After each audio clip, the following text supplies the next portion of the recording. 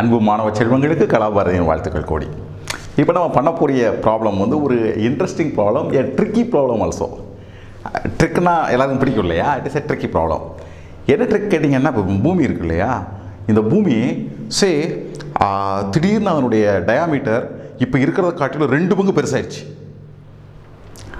6400 கிலோமீட்டருக்குன்னு சொல்கிறாங்க, அப்போ 12800 கிலோமீட்டராக மாறிடுச்சு டயாமீட்டர் விட்டம். அப்படி மாறினா,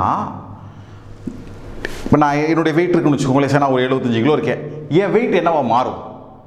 ரைட், உலகத்தில் இருக்கக்கூடிய எல்லாத்துடைய வெயிட் எப்படி மாறும் அப்படிங்கிறதான் கேட்குறாங்க. இதுதான் ப்ராப்ளம். அதை நம்ம என்ன செய்வோம்? இப்போ ட்ரிக்கி தானே, நம்ம சால்வ் பண்ணலாம்.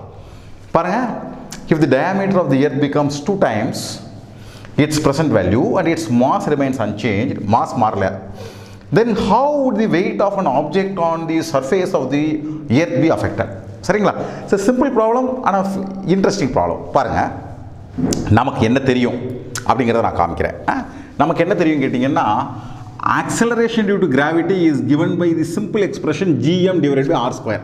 நமக்கு தெரியும் g universal gravitational constant, m mass of the earth divided by r². இப்போ பூமி மாறி போச்சு இல்லையா? So this is gravity new n போட்டிருக்கேன். ஸோ g இன்டூ m அதே மாஸ், r என்ன ஆயிடுச்சு? ரேடியஸ் டயாமீட்டர் கூடனால ரேடியஸ் 2 பங்கு போயிடுச்சு.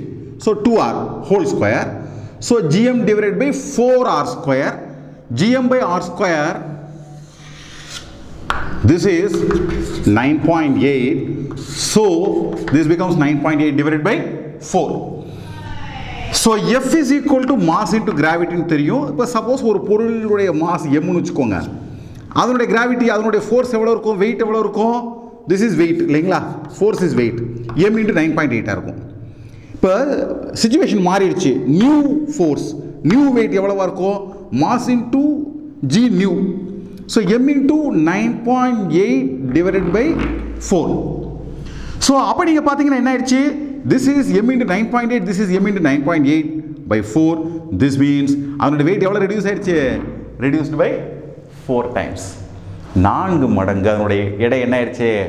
குறைந்து விட்டது. ஸோ இதை பிள்ளைங்க புரிஞ்சுக்கணுங்கிறதுக்காக தான் இந்த ப்ராப்ளத்தை நம்ம என்ன செஞ்சுருக்கோம், நம்ம ஒர்க் பண்ணியிருக்கோம். பிள்ளைங்களுக்கு இதில் ஏதேனும் சந்தேகங்கள் இருந்தால் கமெண்ட் பாக்ஸில் டைப் பண்ணுங்கள். சேனலுக்கு சப்ஸ்கிரைப் பண்ணுங்கள். மற்ற பிள்ளைங்ககிட்டே சொல்லுங்கள் இப்படி ஒரு ரிசோர்ஸ் இருக்குதுன்னு சொல்லி. நீங்கள் சப்ஸ்கிரைப் பண்ணிங்கன்னா நாங்கள் புது வீடியோ அப்லோட் பண்ணும்பொழுது உங்களுக்கு உடனே நோட்டிஃபிகேஷன் வந்துடும், தகவல் தெரிஞ்சிடும். அதுக்காக தான் சொல்கிறோம்.